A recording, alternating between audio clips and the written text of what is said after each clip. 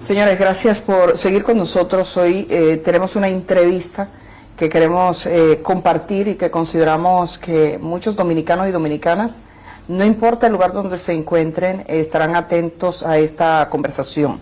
A raíz de la tragedia en el Jet Set en República Dominicana, Antonio Espaillat ha aceptado esta conversación. Se lo agradecemos porque sabemos que para los dominicanos, dominicanas e incluso para algunos países de América Latina y otras partes del mundo, es vital conocer exactamente qué fue lo que ocurrió y por qué ocurrieron estos hechos que todavía duelen profundamente y que ha originado una cantidad de víctimas que sabemos están muy afectadas. Así que le agradecemos mucho que usted esté en esa disposición. Bienvenido y gracias por estar acá.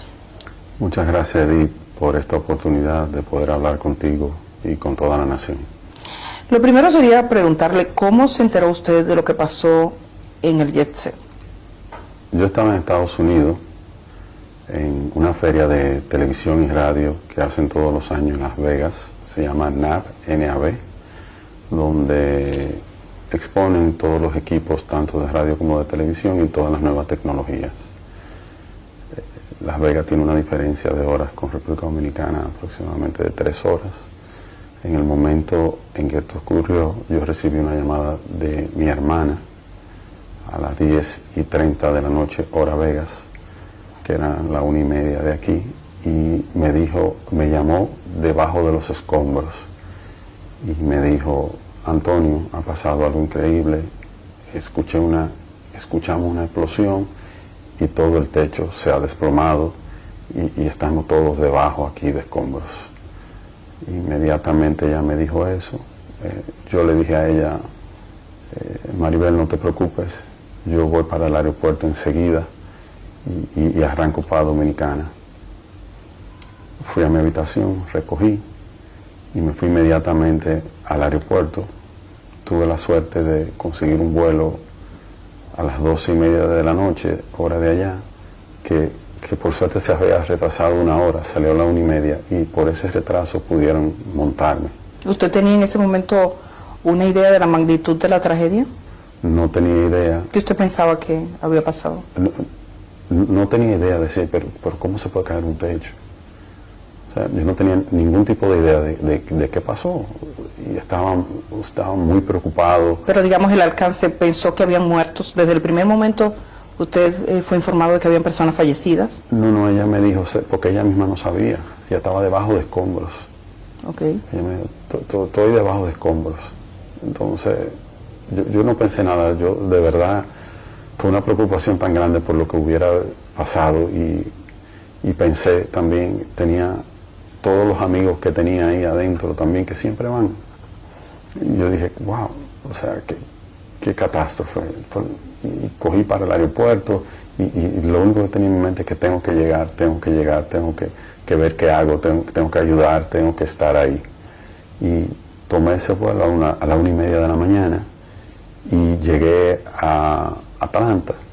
Ahí se me retrasó el vuelo de Atlanta a Santo Domingo otra hora. Y vine llegando aquí al país tipo 3:30 de la tarde.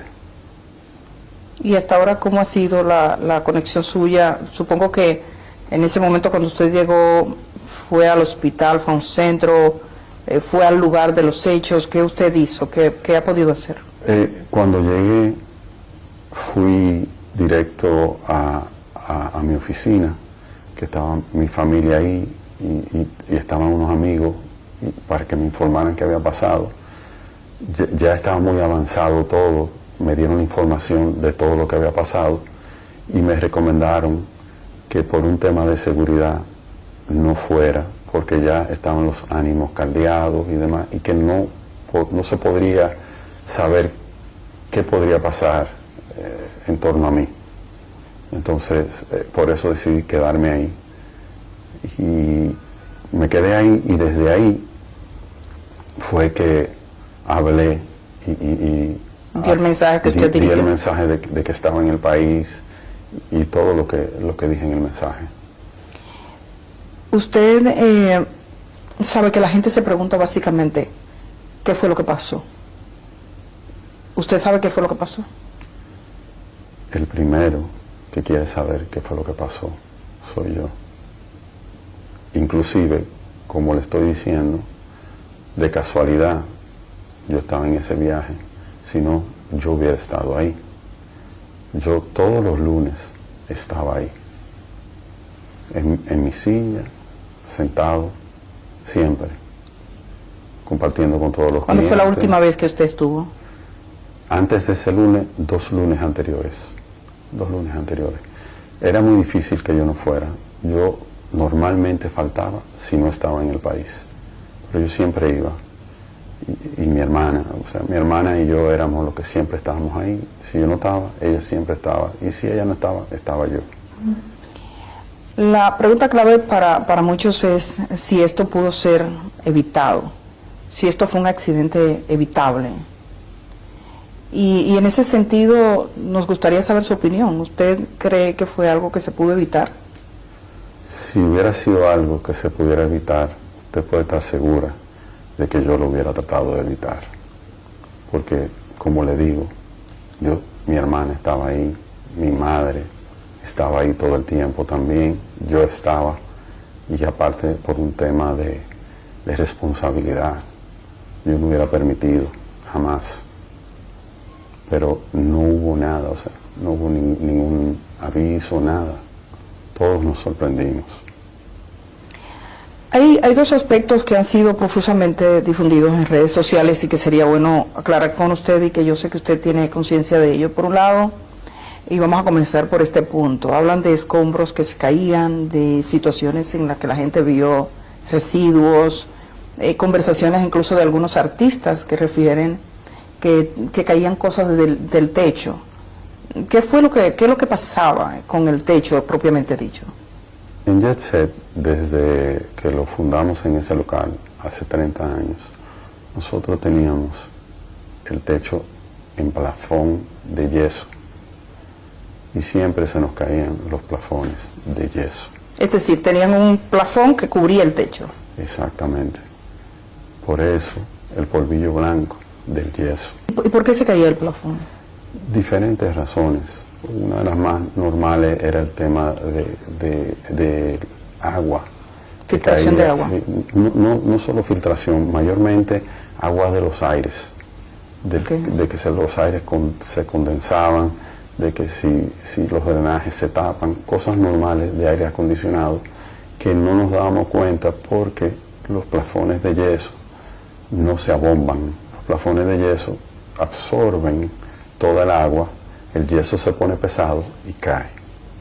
Esa caída de plafones que eran de yeso, ¿ocurrió en este último año? 30 años. En los 30 años siempre se caían, años, porque... Sí, siempre estábamos comprando, siempre comprábamos plafones, siempre.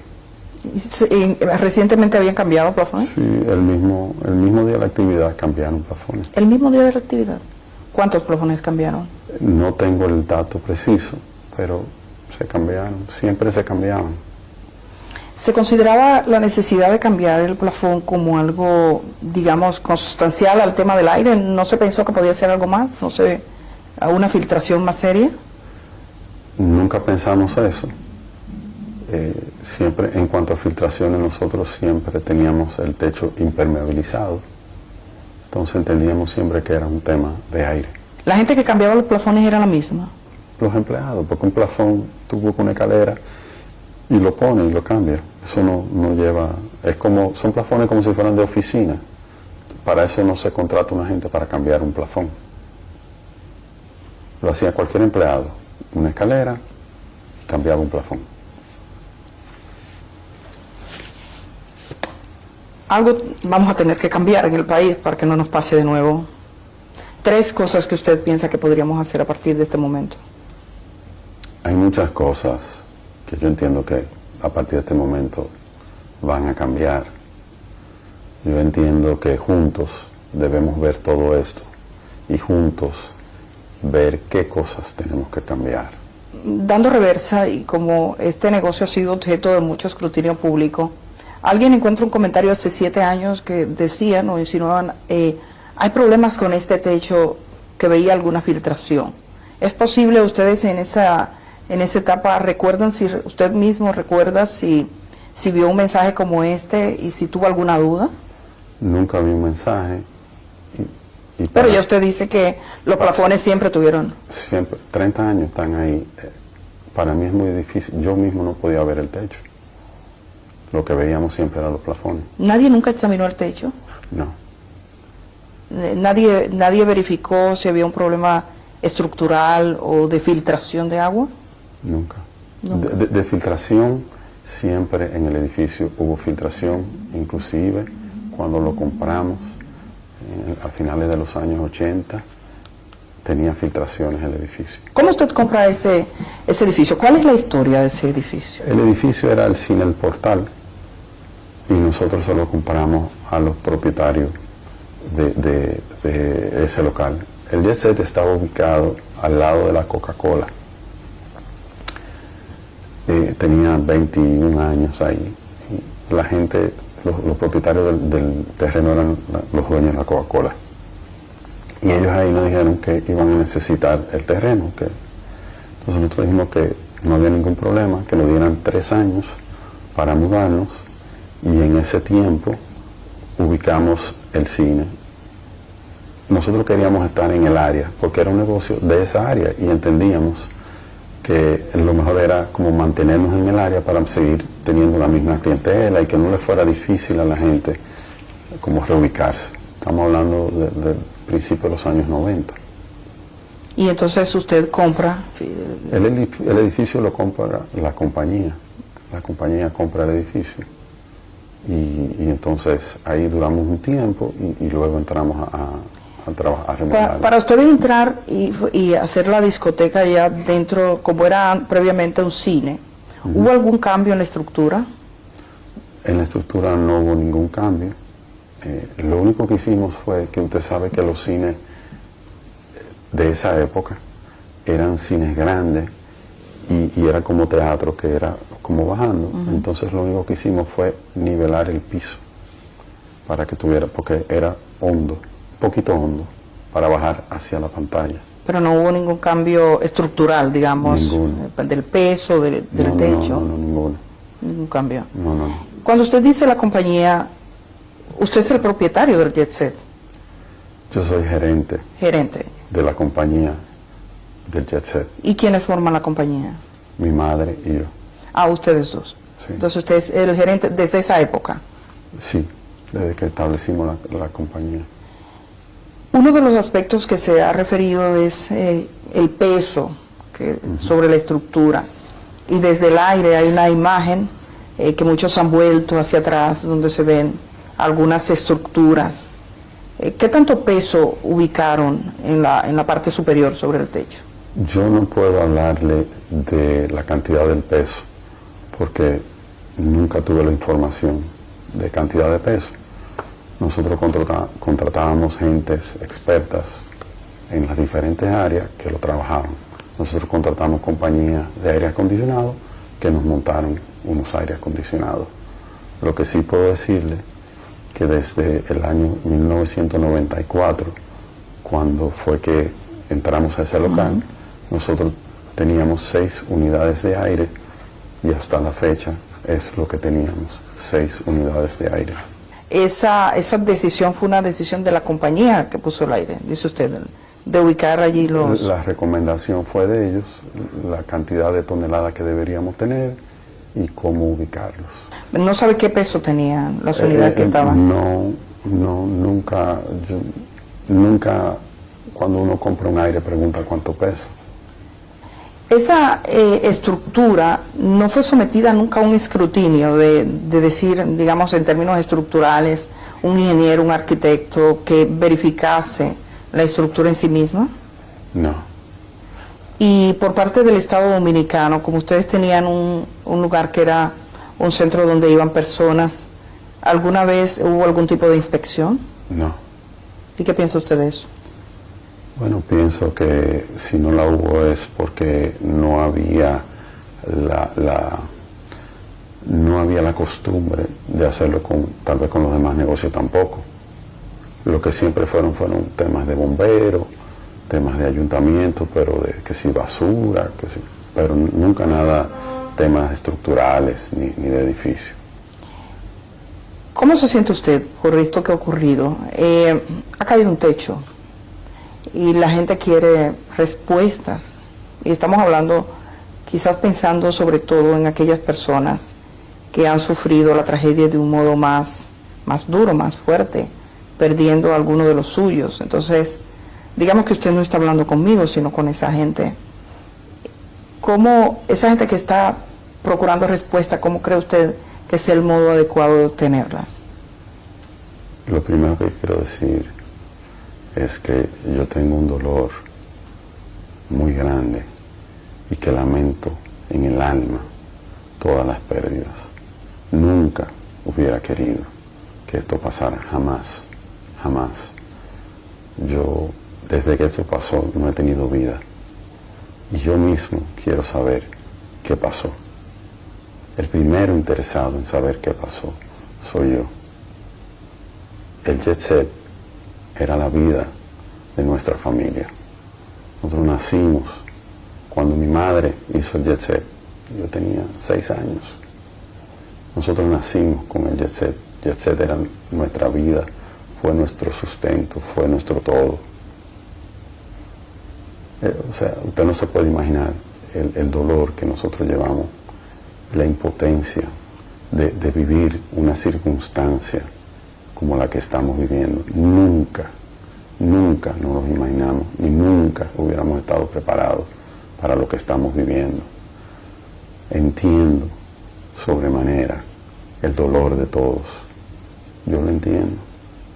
¿Quién quiere? O sea, ¿cómo no nos va a doler que uno pierda un ser querido? Emocionalmente, usted dice, no ha tenido vida. ¿Eso qué ha implicado en los últimos días? Los últimos días no duermo. Los últimos días he estado hablando con las familias de nuestros empleados. He estado hablando con familias de las víctimas que se nos han acercado. Pero cuántas cosas quisiera yo hacer que no he podido todavía, ni siquiera empezar. Pero lo importante es que yo estoy aquí y yo le voy a dar el frente a todo. Yo no voy para ningún sitio, yo voy a estar aquí. Y todo lo que esté a mi alcance y todo lo que yo pueda hacer, lo voy a hacer.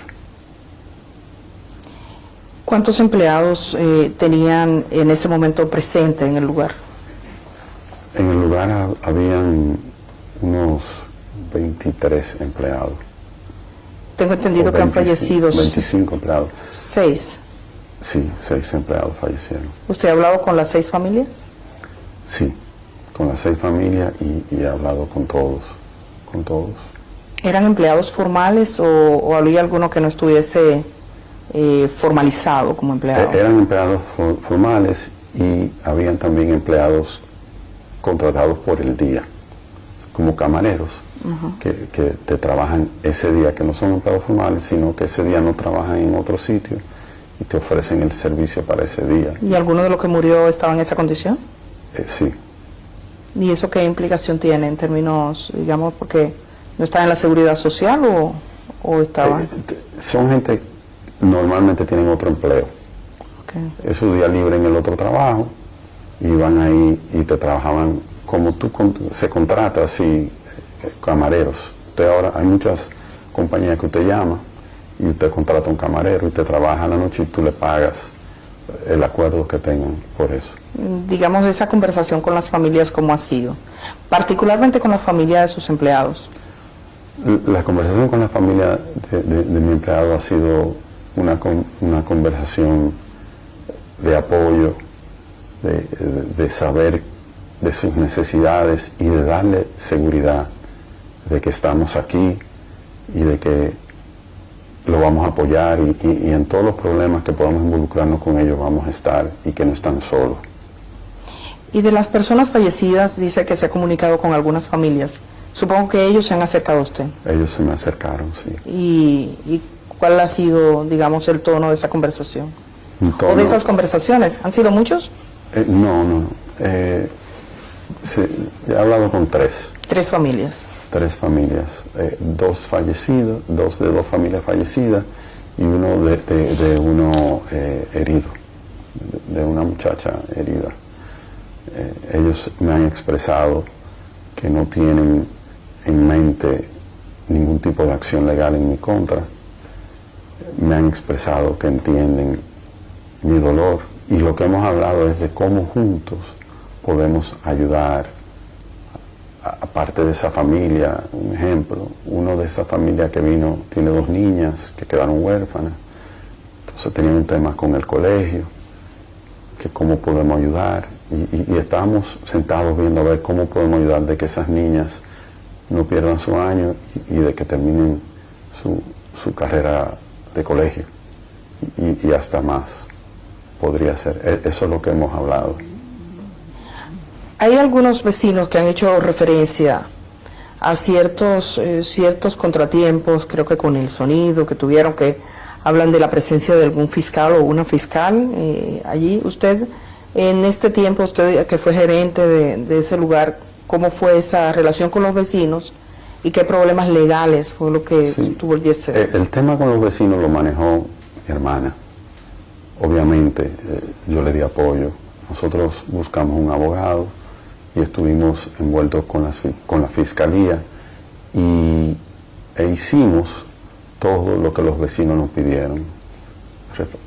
Revestimos el cuarto de plantas de nuevo para que no saliera el sonido. Cambiamos la planta eléctrica. Por un tiempo trabajábamos solo con planta. Nos conectamos a CDE de nuevo porque el Jet Set solo abría 3 noches, lunes, viernes y sábado. Entonces lo que hicimos fue también hicimos una inversión y volvimos y nos conectamos a la CDE, ya que por ahí es un circuito 24 horas para erradicar y de hecho desde que nos conectamos casi nunca se usó la planta. Reforzamos las puertas de salida, le pusimos doble puerta, o sea, todo lo que nos permitiera que el sonido saliera. Los músicos, en vez de entrar por la tarima, entraban por delante del negocio para no abrir esa puerta y que no le molestara a ellos. Todo lo que nos sugirió y todo lo que nos pidieron a través de la fiscalía lo hicimos. ¿Ese fue un proceso que duró mucho tiempo? Duró unos meses. ¿Y usted fue a la fiscalía o los fiscales vinieron? Ellos vinieron todo el tiempo. Si me hubieran dicho que fuera, yo hubiera ido. Nunca me dijeron que fuera. Pero todo lo que documentaron, todo lo que fuimos haciendo, chequeaban los decibeles también, del sonido, todo. O sea, todo lo que nos pidieron, nosotros lo hicimos al pie de la letra. Y digamos que aquella relación con el Ministerio Público en ese momento, con esos fiscales y con los vecinos, se limitó al tema del sonido. Sí, el sonido. El problema era el sonido. El sonido, sí, le molestaba el sonido. La planta eléctrica... Que fue la segunda vez, porque muchos años atrás pasó lo mismo. En ese entonces los vecinos no recurrieron a la fiscalía, sino que hablaron directo con nosotros. Nosotros arreglamos todo, inclusive ellos querían hasta hacernos un reconocimiento en ese entonces. Le dijimos que no era necesario y que estaban muy felices de que no le molestara. En esta ocasión entiendo que habían vecinos nuevos, no sé, y decidieron hacerlo a través de la fiscalía y lo asumimos igual. ¿La planta eléctrica alguna vez estuvo en el techo? No, la planta eléctrica desde que inauguramos hace 30 años estuvo en un cuarto adyacente al edificio. Usted puede dar garantía que en el techo no estaba más que los aires. Y eran 3 tinacos de los tinacos que se usan en las casas, los techos de las casas, que eran para agua de los baños y para agua para lavar los vasos cuando teníamos problemas, porque en el área había mucho problema de agua. Entonces recurrimos a como lo tienen todos en las casas.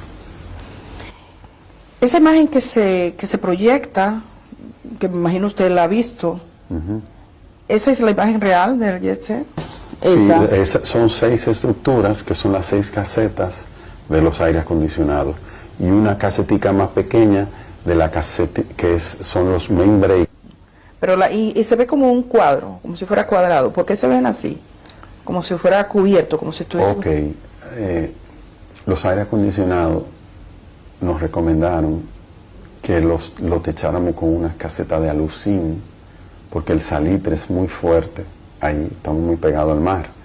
Entonces los aires, para que nos duraran un poco más, ellos dijeron, para el mantenimiento y todo lo demás, hágale unas casetas de alucín y así ellos pueden durar más. Y se le hicieron las casetas de alucín. ¿Y eso lo recomendó la empresa que lo instaló? En el momento, estamos hablando de hace como 10 años. Pero fue la empresa que lo Sí, colocó. sí, todo. Que tengo entendido que esa parte de los aires están al aire libre. No, porque hay diferentes tipos de aire acondicionado. Uno le llaman split, otro le llaman de paquete. Lo que son split son dos tipos de aire. Son unos aires que tienen el condensador, que me parece que es el que está techado, y el equipo afuera. Que ese no importa que se oxide, es el condensador que hay que cuidar. Muchos ojos se viran hacia el techo, hacia lo que ocurría. La manera en que el agua se filtraba, ¿era del techo mismo o se suponía que había algún tipo de conexión desde abajo? Es decir, nunca usted dice que no se suponía que estuviese filtrando el agua, pero estaban arriba los condensadores. ¿Cómo se suponía que esa agua llegaba a los plafones? Cuando ellos lo estudiaron, cuando lo analizaron. Los aire acondicionados, su tubería condensa. Y tienen también los desagües. Esos desagües, porque ya se tiene alfombra. Esas alfombras levantan mucho polvo y los aires se tapan. Cuando se tapan, te tapan el desagüe, cosas así, según me explicaban los expertos del por qué. O sea, entiendo. La estructura, usted dice impermeabilizaba el techo. Se ha hablado mucho sobre qué era lo que se hacía, el tipo de trabajo, si esa estructura recibió unos finos, que le llaman, si para evitar filtraciones se fue poniendo un poco más gruesa. ¿Qué tipo de trabajo se hizo? Nosotros siempre impermeabilizamos. Nosotros nunca autorizamos un fino. O sea que... En los últimos 30 años. No sé si antes de nosotros el cine puso fino. Nosotros siempre impermeabilizamos. Y no era constante. Un impermeabilizado tal vez no duraba 6, 7, 8 años. Inclusive ahora últimamente se impermeabilizó. ¿Cuándo? Terminamos hace un mes o algo así. De impermeabilizar. Impermeabilizar, sí. Justo por el tema de las... Que cada cierto tiempo ya hay que hacerlo para que no filtre. ¿Cómo había sonido? Ajá. ¿El sonido dependía del techo? No. ¿De qué dependía? De las paredes. El sonido era pegado a las paredes, porque el sonido normal era pegado a las paredes con su subwoofer, que es lo pesado, en el piso, que son los bajos. Los bajos siempre están en el piso, que es lo que pesa. Las bocinas no son pesadas, porque son bocinas modernas de Meyer Sound, son bocinas relativamente pequeñas, como así, pegada a la pared. Ahora hablan del sonido, del efecto que el sonido puede tener sobre las estructuras. ¿Alguna vez le hablaron de eso? No, nunca. Y habían otras bocinas, que eran las bocinas que se utilizaban para las orquestas, que esas que eran como 6 o 7 bocinas juntas. Esas estaban colgadas en la tarima. ¿Cuántas salidas de emergencia tenía Jet-Set? Jet-Set tenía 5 salidas. Incluyendo la puerta principal. Incluyendo la puerta principal. Tenía ¿Dónde estaban? 2 salidas de emergencia en el fondo. Tenía la salida de la tarima. Tenía otra salida en el bar principal que estaba al lado de la tarima. Por ahí entraban los empleados y entraban todas las mercancías. Y tenía la del frente. Eran 5 por todo. ¿Ninguna estaba cerrada por fuera? No. ¿Estaban habilitadas? Todas. La gente salió por ahí. ¿Alguna remodelación se hizo? Sí, en 2 ocasiones. En el año 2000 se remodeló. ¿En el año 2000? Y en el año 2015. ¿Qué se hizo específicamente? Mayormente cambio de tapicerías, alfombras, sillas, mesas, básicamente. Y anexos fuera de la estructura, fuera de la estructura. O sea, que no implicaba un peso No. para la estructura. No. Y cuando se hizo esa remodelación, ¿fue un personal calificado? Sí, todo lo que nosotros hicimos siempre contratamos ingenieros, expertos en el área. Y nunca nadie se fijó, nunca nadie miró. No, porque, como le explico, eran remodelaciones de abajo, o sea, del salón. Telas, alfombras, sillas, bares, decoración. Cuando se puso arriba que usted decía que se impermeabilizó, ese personal tampoco notó nada, no notó la posibilidad de un quiebre. No. Pero ese personal que ponía la impermeabilización, ¿qué capacidad tenían? ¿Había algún ingeniero entre ellos? ¿Usted contrataba empresas? Por tiempo se contrató empresa, por tiempo se hizo con gente de mantenimiento de nuestra misma gente, porque los impermeabilizantes los venden, o sea, ahora te venden como por cuadro y tú simplemente lo pegas al techo. Entonces, eso no necesita más de ahí. Se han contratado compañías también con otro sistema que era que le tiraban como un caliente arriba para que se pegaran todo eso ha ido evolucionando con el tiempo, pero nosotros siempre contratamos esos servicios. Hay quienes se hacen preguntas y especulan de qué pudo haber pasado. ¿Usted cree que esto fue un accidente o cree que pudo haber manos criminales, digamos un atentado, por ejemplo? Yo quiero saber qué pasó. Yo no puedo decir que fue una cosa u otra.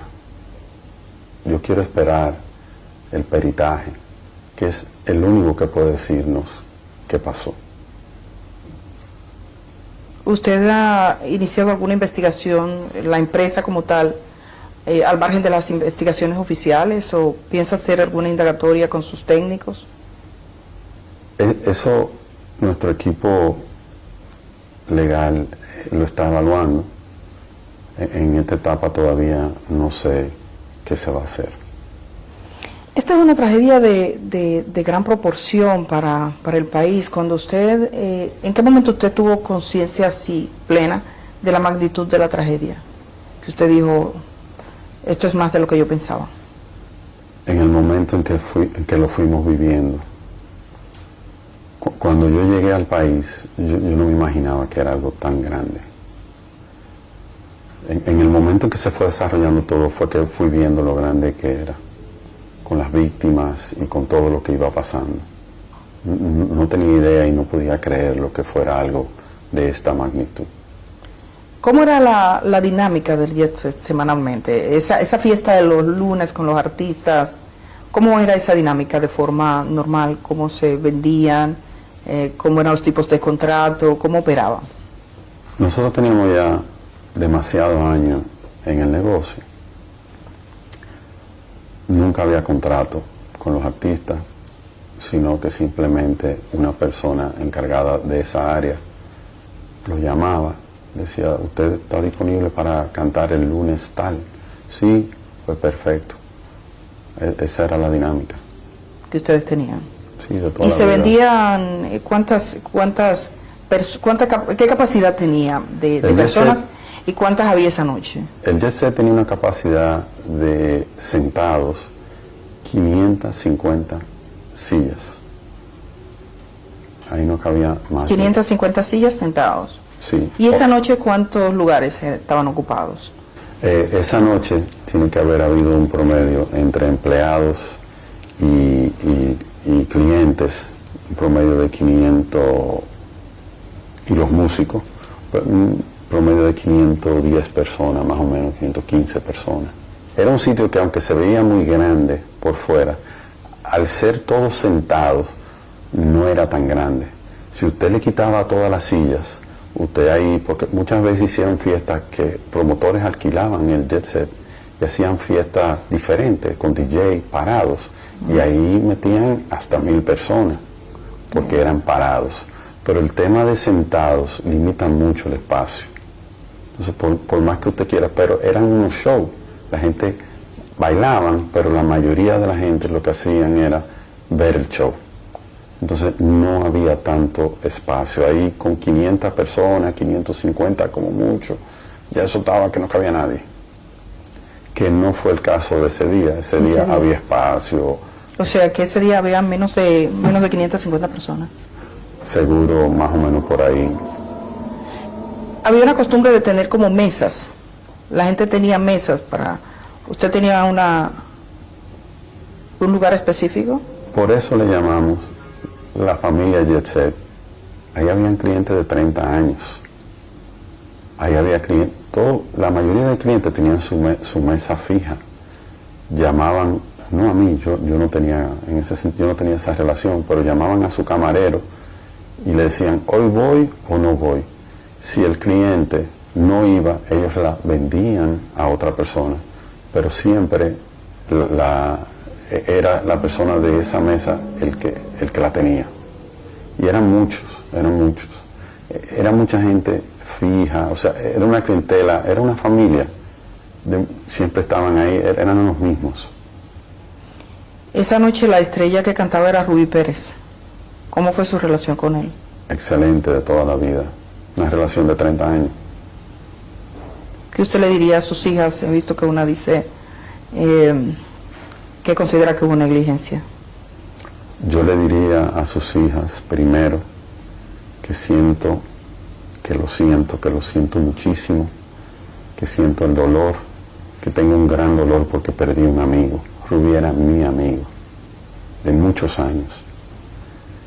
Y le diría que entiendo su dolor y entiendo todo lo que puedan estar viviendo y todo lo que estén pensando.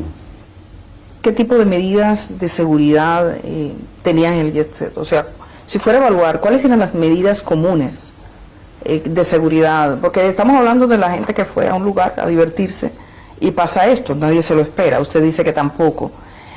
¿Cuáles eran las medidas normales de seguridad que se adoptaban allí? La medida que se optaban en Jet Set eran medidas de seguridad, no de estructura ni nada de eso, sino de seguridad hacia los clientes. Teníamos como 6 seguridad, individuos que estaban ahí, que protegían, teníamos 2 en la puerta. Fue el primer negocio que prohibió la entrada de armas de fuego, inclusive a militares. O sea, no permitíamos las armas de fuego, teníamos que chequear bien eso, y la seguridad cuidando a todo el mundo adentro. O sea, la medida de seguridad era muy... La gente se sentía muy segura y protegida. Y toda esta seguridad siempre estaban pendientes a que no hubiera ningún tipo de trifulca, ni nada por el estilo. También me refiero al aspecto del entorno en sí mismo. Quizás, me imagino, usted es empresario y aspira a seguir siéndolo. Se lo pregunto, ¿usted va a seguir con sus mismos trabajos? ¿Piensa seguir, no? Claro. Hacia adelante. Claro. Algo cambió ese día, en la manera en que uno ve las edificaciones, en cómo uno mira el techo, los dominicanos, en cómo nosotros miramos el techo. Para usted, ¿qué ha cambiado? Y ese cambio es como si pudiéramos regresar en el tiempo, quizás estuviésemos tomando algunas decisiones. ¿Usted piensa que hay algo que tenemos que cambiar para que esto no se repita? Creo que esto ha pasado por algo. Creo que esto ha pasado para que todos revisemos y que todos estemos atentos a muchas cosas que ninguno estamos. Esto, independiente del gran dolor que representa para las víctimas, para nosotros y para la nación, esto también representa un despertar para muchos aspectos, de que estemos más pendientes de muchas cosas que ninguno estábamos pendientes. O sea, creo que esto es algo que va a servir positivamente para muchas cosas. El Jet Set tenía seguros, los negocios como este tienen seguros. ¿Qué tipo de seguros tenía? El Jet Set tenía un seguro que cubría todo lo que nuestros aseguradores nos recomendaron. todo lo que llevaba un negocio de ese tipo. ¿Cómo cuál es? Que si incendio, que si seguridad de personas, todo lo que conlleva. ¿Un terremoto? Terremoto, todo. Obviamente nunca pensaba, o sea, no tenía algo de que se cayó el techo. Aunque un terremoto podría originar la caída de un techo. Por Pero cuando se por dio... terremoto, sí. Pero nunca se hizo una evaluación previa. Los mismos seguros nunca tampoco hicieron una evaluación en ese sentido. No estoy seguro. Entiendo que tal vez no, pero no estoy seguro. Ha circulado una versión. Yo no tengo constancia de esa, pero tengo que tener la responsabilidad de preguntarle, porque es la versión de que un ingeniero le sugirió a usted unas reparaciones por 4 millones de pesos y que le dijo firme aquí. ¿O a usted le consta eso? Porque eso ha sido en redes sociales algo muy, muy distribuido. Y entonces tengo la obligación de preguntarle, ¿eso que se cuenta en esa historia pasó? ¿Alguien le dijo alguna vez? ¿Algún ingeniero le hizo un presupuesto? Lo he escuchado. ¿Lo ha escuchado? Sí, lo he escuchado, me enteré cuando lo escuché. Ningún ingeniero nunca se me ha acercado a mí con eso, ni de 4 millones de pesos, ni que arregle esto, ni nada. ¿No tuvo ningún debate con un ingeniero sobre la estructura? No, no. ¿Y qué usted piensa? ¿Por qué ese tipo de versión? ¿Qué le puedo decir? Hay muchísimas otras versiones. Ahí hubo un señor que salió, que rescató muchísima gente y no es verdad. O sea, en todo este suceso han habido muchas opiniones, mucha gente que han entrado, que han salido, muchas personas que han querido ser protagonistas de uno u otro tema. Eso no es verdad. A mí nunca se me acercó nadie que aparte, con 4 millones de pesos no se puede arreglar ni una esquina de un techo, como cuesta todo hoy en día. O sea, ahí solo vemos que a mí nunca se me acercó nadie. ¿Ni usted tuvo un diálogo con ninguna empresa para ningún tipo de reparación de ese tipo? No. ¿En el JET se hicieron reparaciones en algún momento? ¿Usted recuerda haber contratado a un ingeniero, por ejemplo, que mirara para una reparación? Porque a veces este tipo de profesionales está habilitado para decir, mirar un poquito más. Ningún tipo de reparación. Nunca se hizo. Ningún tipo de reparación. Hay, digamos, en términos de, y es la parte que más se debate en términos de la infraestructura, de cómo pudo pasar. Usted dice que se pregunta lo mismo. ¿Usted ha tenido la oportunidad de ver el lugar, de ver lo que pasó, de ver cómo se quebró? Vi el lugar y vi lo que quedó. Sí, yo fui. ¿Usted fue? Lo vi. Sí, lo vi. ¿Y qué sintió? ¿Qué pensó? Cuando lo vi, mi dolor se acrecentó. O sea, vi toda una vida. Vi todo. O sea, no tendría ni palabras para expresarle todo lo que vi. Sí, porque usted estaba vinculado emocionalmente también a este sitio. Nosotros nacimos con ese negocio, creado por mi madre. Y era un escenario habitual. Yo no faltaba. En diciembre nosotros tuvimos aproximadamente 20 fiestas con artistas en vivo. Yo no falté a una fiesta. El 26 de febrero fue el 52 aniversario del Jet Set. Y ahí estuvimos todos, mi mamá, yo, mis hijos, mi esposa, todos estuvimos ahí, mis hermanas, sus esposos, la familia completa, en mi mesa, donde yo siempre estaba sentado. Eso fue un mes antes de la tragedia. Yo siempre estuve ahí, siempre sentí la responsabilidad de estar ahí. Siempre, por todos estos años, ininterrumpido. En algunos países, cuando uno va a un sitio que tiene vocación de servicio público, uno ve en una pared ciertas verificaciones que se hacen. Usted ha sido empresario por muchos años en este negocio de diversión, un negocio que reunía a mucha gente. ¿Qué tipo de verificación se hacía? ¿Alguna vez se recibió una visita de algún tipo de verificación? La que fuese, del tipo de servicio, de lo que se paga, lo que sea. ¿Alguna vez alguna autoridad llegó hasta allí? Bomberos. ¿Bomberos? ¿Fueron? Siempre. ¿Iban los bomberos? Que los extinguidores, que las salidas de emergencia, eso. La gente del tema del trabajo, en un tiempo siempre pasaban a ver la cantidad de empleados que tú tienes, las cosas rutinarias. Salud pública para ver si los vasos están limpios, ese tipo de cosas. Nunca una revisión estructural. Nunca. Evidentemente, la parte más dura, digamos, frente a usted es esa idea que algunos tienen en su mente. Esto se pudo evitar. Esto sería negligencia. Porque los accidentes pasan, pero la gente se pregunta, ¿se pudo evitar? ¿Fue negligencia? Cuando el hecho de que eso se haya formulado, y es la pregunta más repetitiva que se formula en este momento y usted lo escucha, ¿cómo usted se siente? ¿Qué usted siente respecto a eso?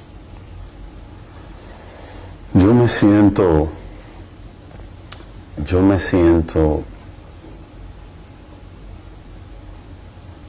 impotente, yo me siento, o sea, si hubiera habido algo que me hubiera llamado o que me hubieran dicho, mira, hay que chequear esto, aquello o lo otro, yo lo hubiera hecho con todo el gusto. Yo estaba ahí, mi familia estaba ahí, mi hermana estaba ahí. O sea, ¿cómo yo no lo iba a hacer? Todos los que iban ahí, la mayoría eran amigos míos. El incendio que se alude, ¿cuántos incendios hubo en el Jet Set? En toda su historia uno. ¿Y cómo fue ese incendio? Un rayo cayó en un palo de luz frente al Jet Set, frente al cuarto de planta, y eso ocasionó un fuego en el cuarto de planta. Se llamaron los bomberos. En menos de 30 minutos apagaron el fuego, solo sufrieron las dos plantas eléctricas que estaban ahí dentro y los cables que estaban ahí dentro. Eso fue todo. Inclusive, antes de a la semana de eso ya nosotros estábamos abiertos de nuevo.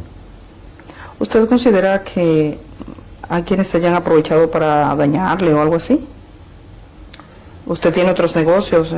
Yo no puedo juzgar a nadie. Ante un suceso como este, de tanto dolor, yo no puedo juzgar. ¿Usted entiende? Yo lo entiendo. Usted ha dicho que está listo para responder. ¿Qué consecuencias piensa que puede tener sobre usted? ¿Qué usted espera que pase? Yo no sé. Yo vine, yo estoy aquí. Es la primera vez en mi vida que estoy viviendo algo como esto. Yo estoy aquí. ¿Usted tiene socios? Han hablado de muchos socios. Mi madre. Su madre. Ella y usted son los propietarios de la compañía de Jet Set. Es la fundadora y todo. Mi mamá. Lo más difícil de esto. Lo más difícil de esto es ver el dolor de todos los que están viviendo esta tragedia, y el dolor de mi familia, el dolor de los amigos, el dolor de los empleados. ¿Su vida ya no será la misma? No. ¿No cree? Después de esto nunca será la misma. Nunca. ¿Usted tiene otros negocios? ¿Piensa seguir adelante? Tengo que seguir adelante. Y tengo que seguir adelante porque tengo que ayudar a todas las personas que yo pueda ayudar. ¿Qué es de cierto en que sus cuentas han sido de alguna manera inmovilizadas porque se estaba pasando dinero de una compañía a otra? ¿Eso ocurrió? Salió un comunicado de sus abogados de nuestra parte diciendo que no. No. ¿Es algo con lo que se puede estar tranquilo? Todos pueden estar tranquilos. Yo voy a estar aquí. Yo quiero trabajar. Yo quiero hacerle frente a todo lo que la ley me diga que tengo que hacerle frente y a todo lo que, aparte de eso, a todo lo que yo quiero hacerle frente. ¿Algo más que usted quisiera decirle a las familias de las víctimas, sobre todo? La familia de las víctimas, quiero decirle, lo siento. Lo siento mucho. Nunca hubiera querido que pasara. Y estoy totalmente destrozado con todo esto que ha pasado. Pero yo voy a estar aquí. Y yo voy a trabajar para ayudar y hacer todo lo que tenga que hacer y darle el frente a todo lo que yo pueda darle el frente. Eso es lo que yo puedo decirle. Ese centro es casi un lugar de peregrinaje. ¿Usted aspira a recuperar el terreno o ya no piensa volver allí nomás? Yo entiendo que el tiempo irá poniendo las cosas en su lugar y ahí iremos viendo. Muchísimas gracias. Gracias, Edith. Antonio Espaillat, que es parte de esa compañía propietaria del Jet Set de República Dominicana. Gracias por conceder esta conversación y esperamos que de alguna manera responda a alguna de las inquietudes que tiene la población sobre lo que ha ocurrido. Gracias. Muchas gracias.